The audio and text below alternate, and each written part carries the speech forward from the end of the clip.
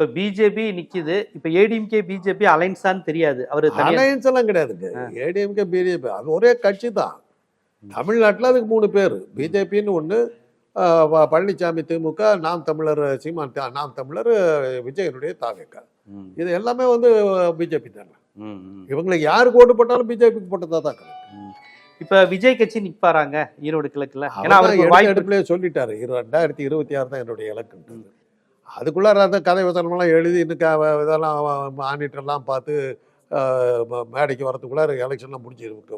அடுத்த மாதமே எலெக்ஷன். அதுக்குள்ளார இதெல்லாம் ரெடியாகி வர முடியுமா? அவரால் ப்ரிப்பேர் பண்ண வேணாமா? ஒரு மீட்டிங்கு 2 மாதம் டைம் கொடுக்குறாருங்க. ஆனால் 2 மாதம் எலெக்ஷனை முடிஞ்சிடுது. அதனால் இந்த எலெக்ஷனுக்கு அவர் வரமாட்டார். இப்போ தான் கதை வசனம் எழுதிக்கிட்டு இருப்பாங்க.